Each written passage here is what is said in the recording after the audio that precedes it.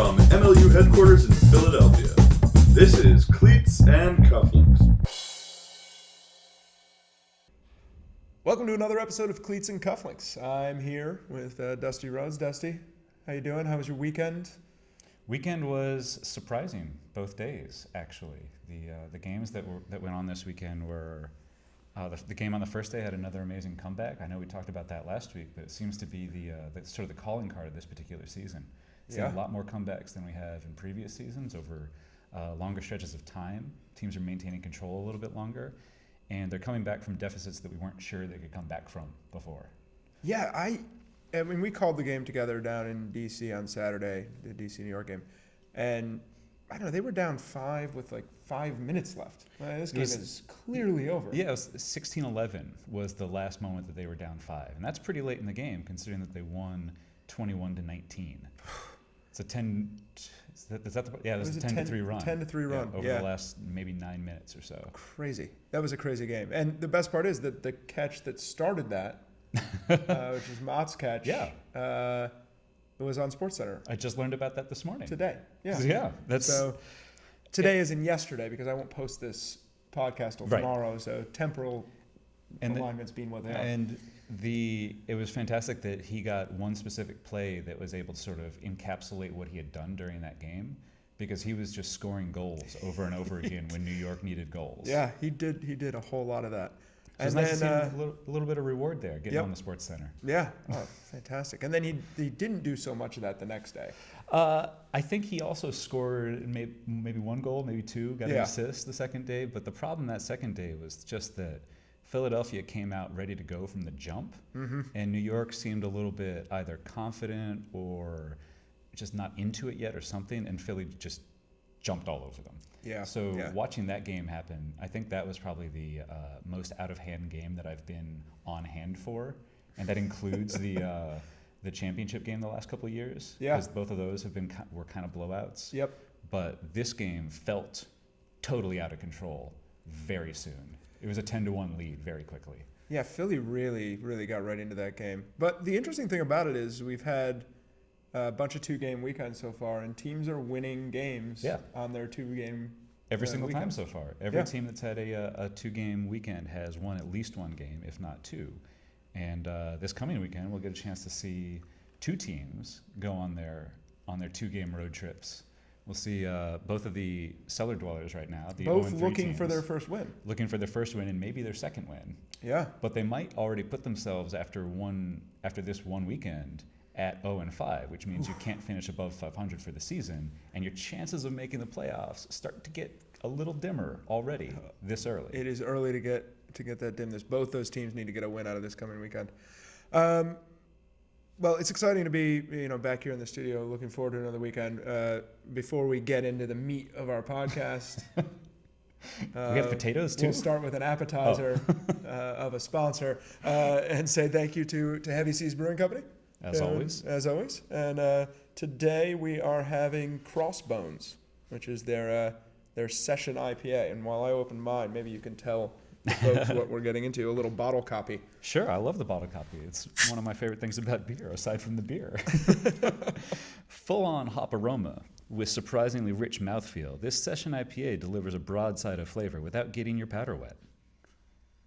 You wouldn't want wet powder. No, it would turn into a paste. I assume that's referring to the relatively low alcohol content, 4.5%. I think. Yeah, with the session IPA, that's one of the big sort of American brewing styles that has taken off over the last handful of years. It's a real thing, and it's a thing that I'm very happy has happened. Because we talk about dad beers. Dad beers. Yeah. Everybody talks about dad beers, and usually that's referring to some sort of domestic macro brew thing, but. You got the kids running around, things like that. It's a Saturday afternoon. You would like a beverage out in the sun in your yard, but you don't want to be an irresponsible This is specifically if you have lawn mowing duties. Yeah, you can't drink a triple IPA and then go weed whacking. It's not a good idea. Nor play sports of coordination or anything generally that requires your body to function. Yeah, precisely. So, with that in mind, of course, our typical disclaimer, enjoy your heavy seas responsibly, as Dusty and I do every week. Cheers. Cheers. Oh, that's very good. I like that a lot. There's definitely the hoppiness in there. Yeah. That's And nice.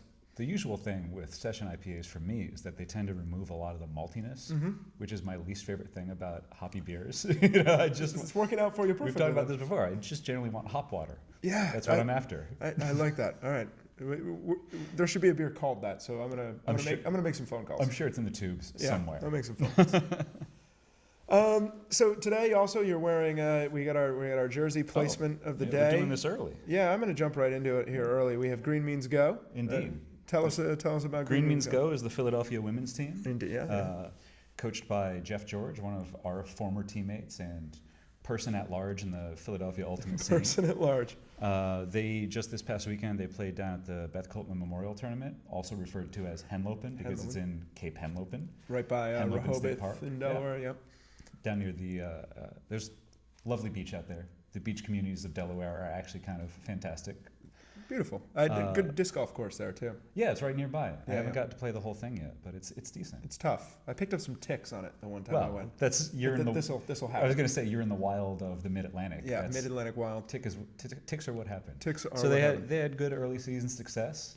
Having been around Philadelphia for a while and all of that, I like to see Philadelphia teams doing well, being part of the Mid-Atlantic. I like to see lots of quality teams in all of the divisions because that's what makes Ultimate more fun for me to watch. Absolutely. Shout out to Green Means Go. It's a good start to the season, and based on the last couple of years, they'll be right in the running for nationals when we get around to regionals and all of that. That's what I like to see. Yeah, Philadelphia represent. Yep. Green Means Go. All right. So today we're going to talk about. We got a handful of things to talk about. I'm going to start with a rule change. I love rule changes. Yeah, I know you do. And it's not common that you make changes to the rules in the flow of the season, but there are times when the change is so obvious. And looking at feedback from fans, from players, from coaches, from refs, this was a really obvious change we needed to make. So basically, in the course of an MLU game, teams have 3 timeouts per half. Yep. And with the half-field pull rule that we instituted last year, did we institute it last year? Mm-hmm. Yeah, that was last year. To be fair, it was during one of my first games as an announcer, and I just sort of lost track of it. So when the half-field pull was first happening, I didn't know what was happening. Like, what is going on? It was my responsibility to communicate what was happening, and I felt very out of sorts. And I realized, yes, there's more work to do for this commentating thing than you may have originally realized. But quickly, there are leagues that do mid-season rules changes as well. Like it does happen. The NHL is not notorious. The positive word for notorious. Whatever that is. Making little Infamous? adjustments No, that's not right. to sort of what they do during the season if something becomes clear to them that, there's an exploitation here or it's not safe for the players, anything like that. So it's just unusual. It's unusual. Yeah. It's not unprecedented. And so anyway, the half-field pull rule, you can basically, if you call a timeout between points and you're the pulling team, right, you can then pull from half-field. That's the way the rule was written. It's been, I think, surprisingly effective as a rule. It's offered an opportunity for teams to get back into games, creates a lot of excitement for the fans around the opportunity to get a Callahan, but also just is an ability to kind of put pressure on. That's the key for me. That was key, right? I like to see good offenses under pressure. Absolutely. And then here's the problem, though, that we discovered. And it's a problem with pacing and with timing of the game. Because basically what would happen is you'd call that timeout between points, a timeout that you didn't really need or want. You just but wanted you the were result doing it to get the result, which was that half-field pull. So now instead of having the normal 45 seconds between points, you now have, 90 plus 45. So you have the timeout plus the normal time between the points. And so teams, it just took the wind out of the game, and you could watch it happen. Like fans start to get distracted. Even in a close game, people get distracted. We're going to commercial. It felt like, what it felt like? It felt like the end of a basketball game does sometimes. When we're using all of the timeouts, and we're using all of the intentional fouls, all of the free throws, and the last 2 minutes of the game actually take half an hour. And a lot of the time, and I remember this, from watching a lot of college basketball when I was younger, you kind of lose track of the game a little bit. Yeah. You lose your intensity and your feeling. But it's part of that game. But we didn't want that here. Well, and you also have a small skill contest in basketball to do during the interim, so there is something to watch. Yeah, as an announcer, one of the things that became clear during this is we had a lot of time to fill with all of these timeouts. Yeah. And we weren't quite cognizant beforehand of how much time it was going to be and what sort of things we should sort of fill that time up with. So the announcers noticed it as well. Yeah, I may have submitted a couple complaints to the rules committee about that. We've heard from you. Yes, but you've heard from far more important people than the guy sitting and yapping about the game. So it is. think It has been consistent. Players, weight. coaches, and particularly fans. And we do. Even though we make rules and we stick to certain things, we do try to listen to what people are telling us about our game and try to make things better. So the rule change that will be instituted for this weekend, for the first time, will be instead of a full timeout, if you're going to take a half field pull, you get a 20-second timeout. It basically just gives us enough time to reset the field, get the refs in the right position, and for the opposing team to at least realize what's happening and put out the correct line. Right. So you have a 20-second timeout now instead of a full timeout. And I'm excited to see it. I think it's going to make the game flow a lot better. Yeah. It'll also make things easier on the post-production end. For games that we cut for broadcast, So you don't have those they have to breaks. fit exactly in a 2-hour window. So we have to cut them down anyway. And when you have those extra breaks, it just makes it a nightmare. Well, one of the things is that ultimately it's a game of back and forth, and pull comes along pretty quickly, and the pace of the game over the whole of it. And I like the small amount of time we have in between points generally. Yeah. This had been much different from that experientially during the games. Yep. I like the idea that we're taking a look at that and seeing where it goes next. I'm excited. So one of my suggestions was just that you could remove the offsides rule and have, if a team steps offsides, that counts as a midfield pull. So you wouldn't have to declare that you have a midfield pull. You would either just walk up to the 50-yard line and pull. and surprise them. Right. Or you would accidentally be offsides, and that would take away one of your abilities to midfield pull. So I had been trying to attack this from a number of different overly creative ways, which tends to be the way I deal with it. Yeah. But I like the idea of just shortening the time. That's good. Yeah, I think it'll be simple. It's a simple solution that we can institute now. Everybody will get it. So look for that coming up this weekend. And we'll talk about it next week and see how it goes. He's going to be excited about it. He didn't like those breaks. Pretty much everyone's going to be excited. It's funny, you make these little changes and you don't necessarily always understand the full consequences. All we did was add a timeout. And that's literally every rule or law everywhere, is you try to anticipate the consequences, but the unintended consequences just pile on each other as you have these more and more complex rule sets or law sets. They jump up and bite you, no question about it. So yeah, we'll get that in next week. The other thing I wanted to talk about today a little bit was the live streaming thing, and this is kind of a bigger conversation. So we've made an effort to try to live stream all our games, right? That's the thing that we talked about a couple weeks ago. We talked about why that's important, or why we think it's important. What we didn't talk about as much is what doing that entails, and the kind of both operationally, technologically, et cetera. So I wanted to talk a little bit about that today. Now you're involved in this in two capacities, really. You're involved in actually calling games, but then you're also involved in the script writing and prep for all these games. So, the big thing that when I talk to people about this, they see just the end point. Right. And sometimes that end point's good, sometimes it's not so good.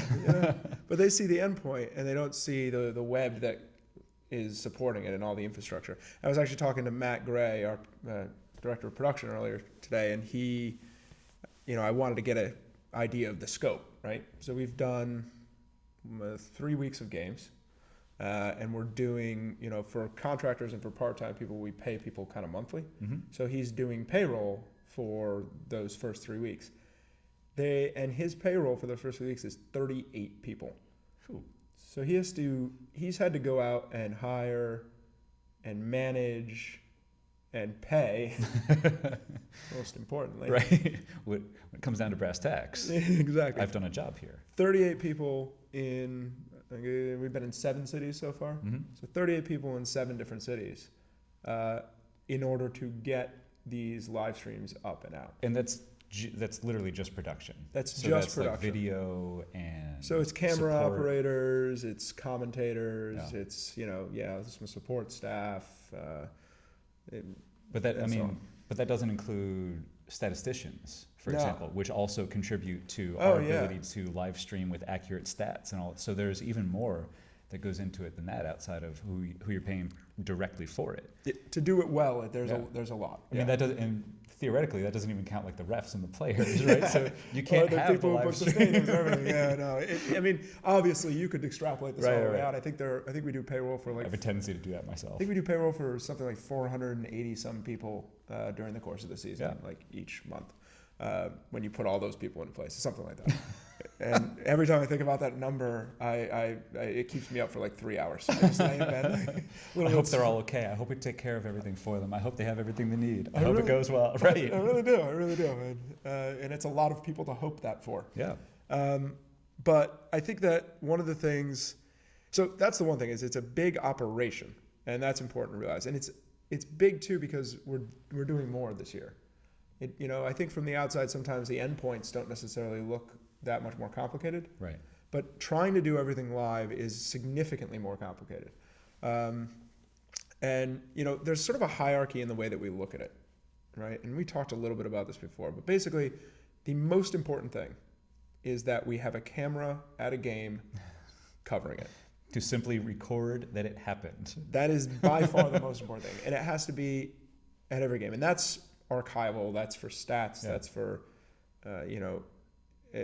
adjudication of like calls, that's for all the things that the league has to do to operate, to know who played. Right. It's just a Yeah. very simple way of, that's how we legitimize what we're doing. We have Exactly. a record of it. This is what happened. You can compare these games versus the other games. This is one of the things that got me excited about working with the MLU in the first place, is I can compare players over time. I can compare teams over time.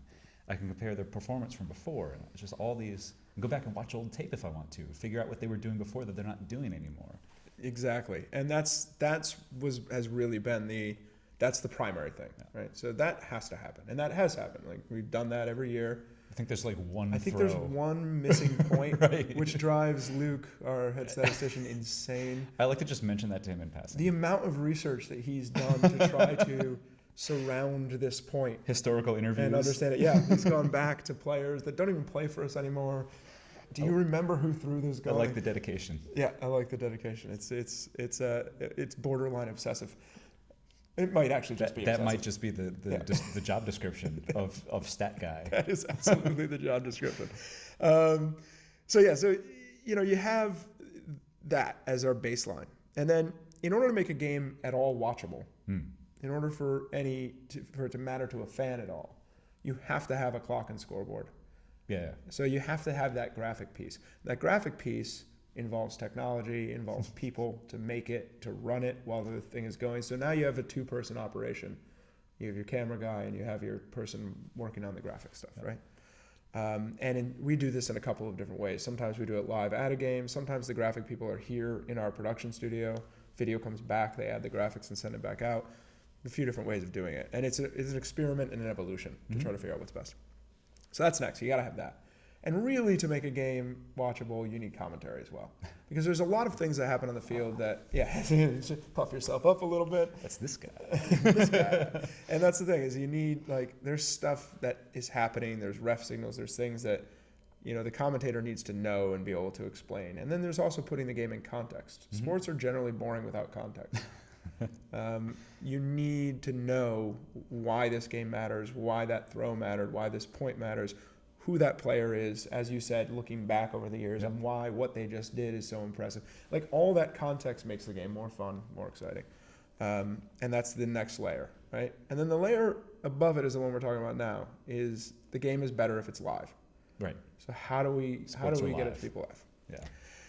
Oh, and you haven't even gotten into the thing where sometimes you have more than one camera. So then you not only need people to operate the separate cameras, you need to deal with the separate cameras coming in. So you have someone sitting there doing that. You got to have the switch. People doing replays and things like there's all those booths get crowded for some of these stadiums. For some of them, spacious, new and spacious. Lots of room. For some of them, very small. Yeah, I mean, basically, we love the multi-camera thing. I think that's the future of where we're going to go with all of our games. We'd like to get to a point where we're able to do that for everything.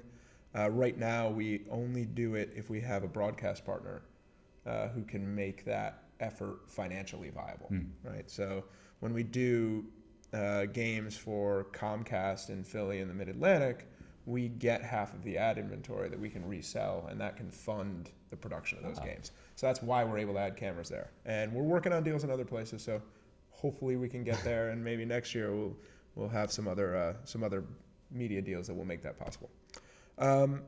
Excited about that already. Yeah. The thing that is important though here is that, you know, and when we put out our press release on this in the beginning that we were going to try to do this, we acknowledged that there were going to be times where this did not work great. Right. And one of the main reason for that right now at the stage we're at is connectivity. It's because we don't all have chips in our heads. We do not have yet. head chips.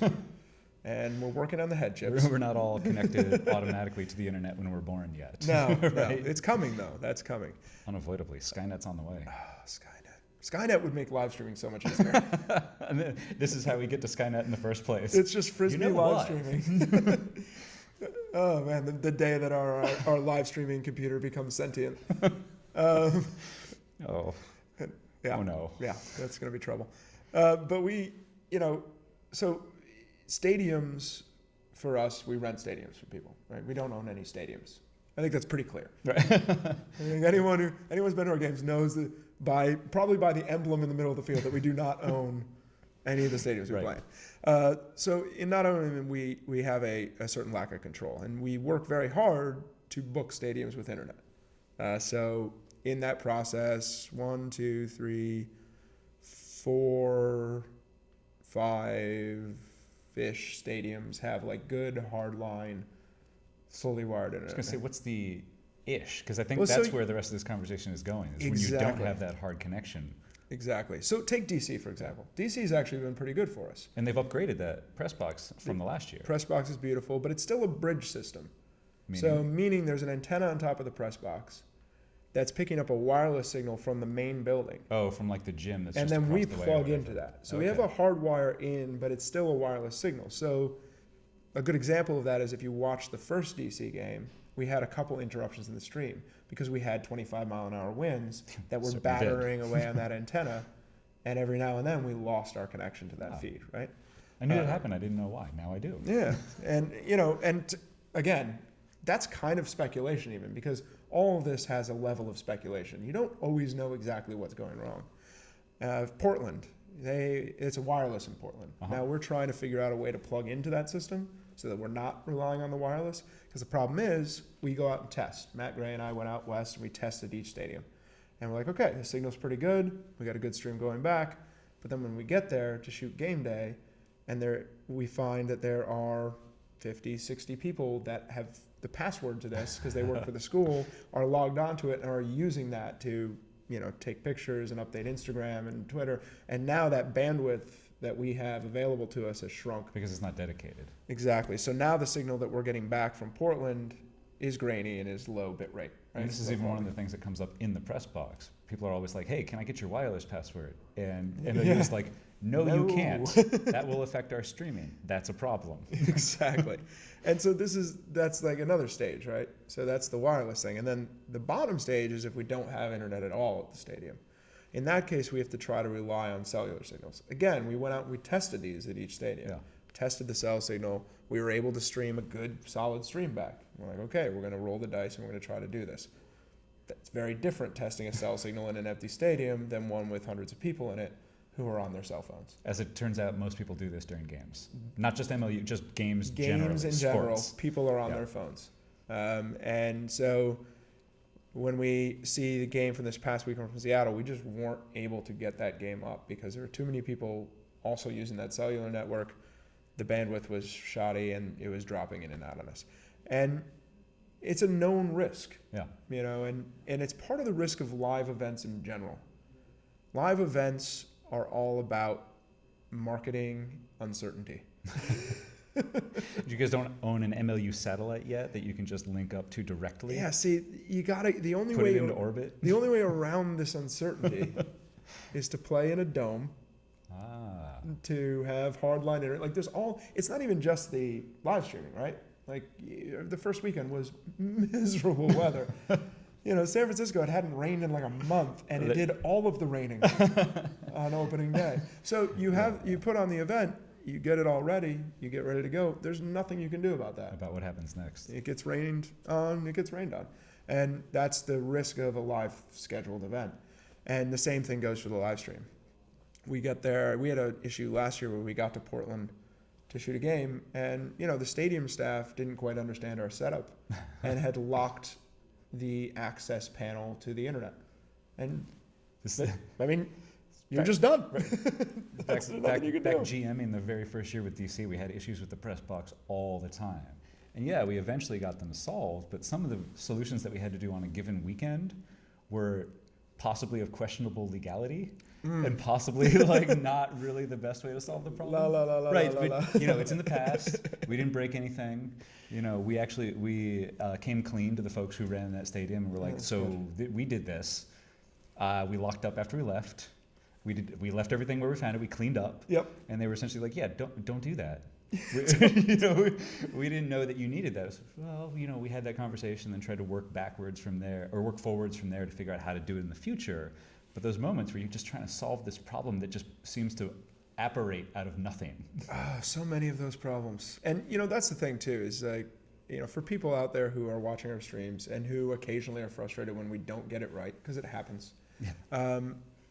Know that it is not for a lack of effort. Mm-hmm. There are people working very hard to try to fix it, very hard to get it undertaken, and it cannot be more painful to anyone other than us when those things don't go perfectly. It's just a challenge, and the challenges in running this thing in general, you're always trying to limit uncertainty. So if you can book. Starting to understand why that's not my job anymore. Yeah, I like to increase uncertainty. Yeah, I know. I'm a big fan of that. But if you can, right now we don't own stadiums, right? We rent stadiums, and that introduces a lot of uncertainty. Are they going to remember to unlock the press box? Are we going to have access to the scoreboard? Are we going to get a noise complaint that makes us have to turn the PA down? I remember that now too. There's endless. Some of these games are on Sunday when it's supposed to be quiet. Yeah. And there's just endless question marks all the time. And so you manage those the best you can. And one of the things that we're looking at doing with the live stream is we've come to a point where we realize that relying on our ability to book a stadium with internet is not an effective approach. We know now from experience that it's just very hard to book stadiums.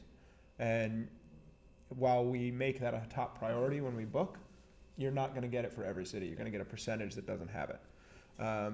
So we need to take that uncertainty out by saying we need to be able to stream from anywhere. Yeah. And there's technology out there that may work for that. It's always new and evolving. So we're talking to a few new potential partners to try to make that sort of thing happen. Whether or not it comes together in the next few weeks or for next year, we don't know.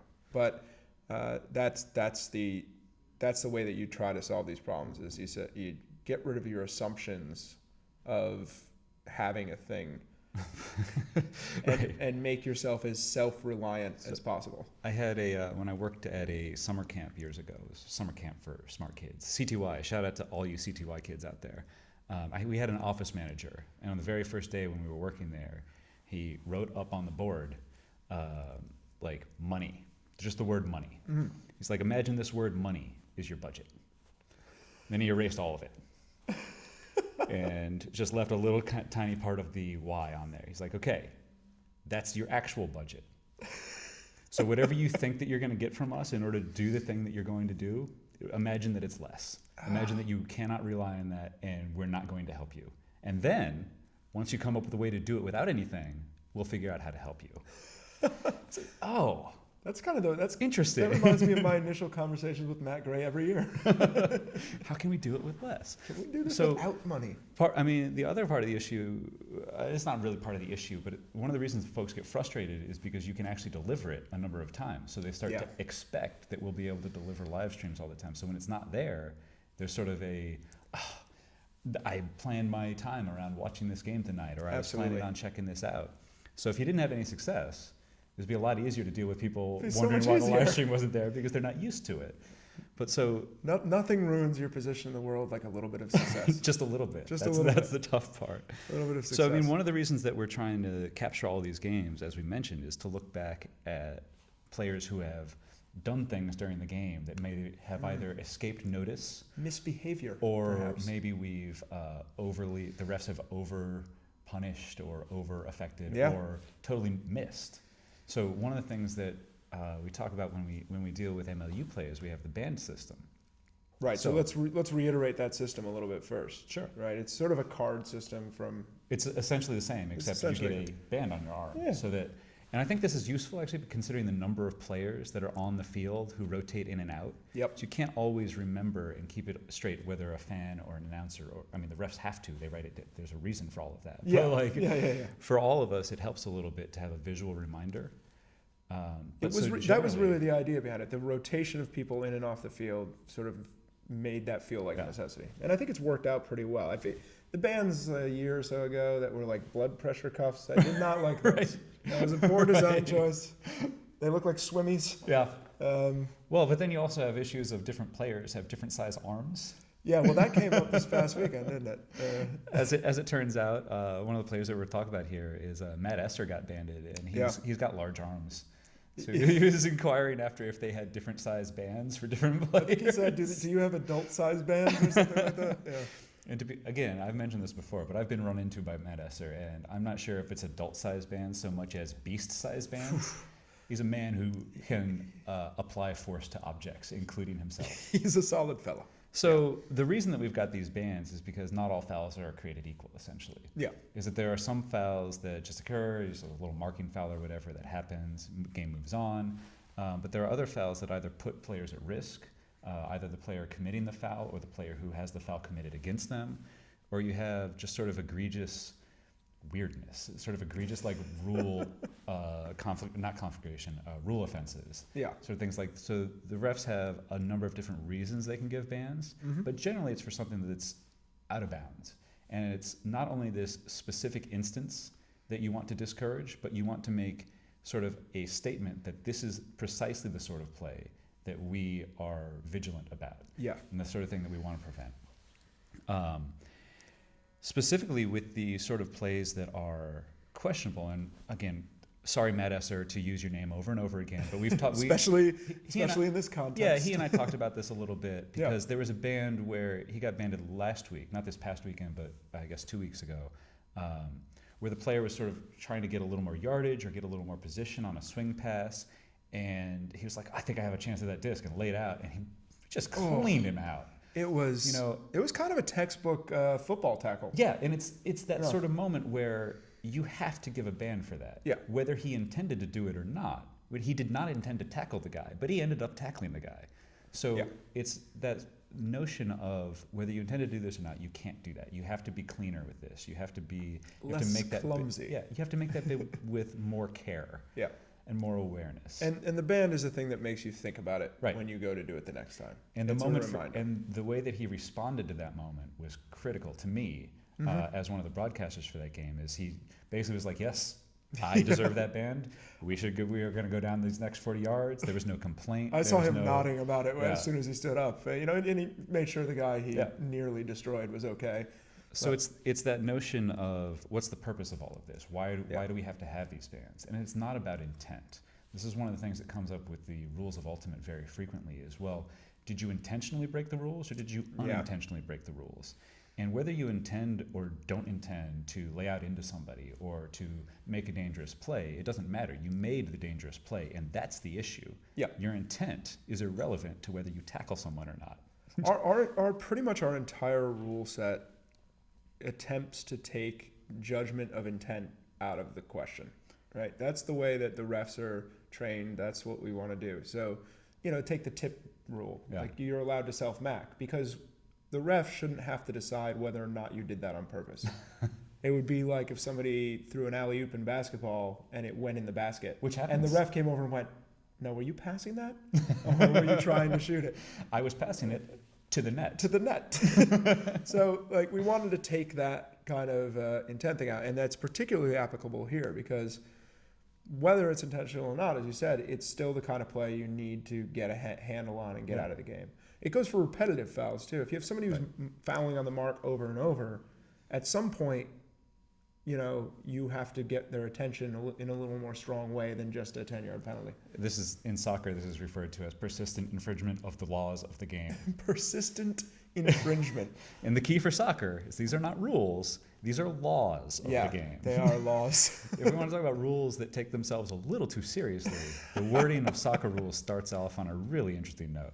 I don't know that I've ever read the actual rules. I think I'm gonna have to go and do that. Well, now. they have a short version that basically contains the laws of the game. Reader's Digest and version. Then the interpretations document and all of that adds a lot of heft to the FIFA soccer rules. I'm gonna check this out. Different soccer associations can do it a little differently. And all of that, but I've been reading a lot of rules over the last couple of years. The more I've gotten involved with both MLU and coaching and all of that, I'm just trying to understand where ultimate rules came from, how they got to be the way they are, how they compare to other sports. For me, it's fascinating. Are we expecting some writing on this? I have so much writing to do on this that during the season, there's no chance that it's going to get done. This will be the off-season coffee table book on sports rules. I'd love to have that. I'm looking forward to it. We'll talk to Dan Vogel. He just sent me a children's book that he's worked on, which is amazing, by the way. The Ultimate Counting Book. You can get that on Amazon. My son loves it. Ultimate Counting Book. It's awesome. It's a little children's what do they call it? Board book. Oh, okay. So like the heavier. Yeah. Not a pop-up book, but just a thick board book. It's absolutely adorable. It's fantastic work. We're running a little bit low on time, so.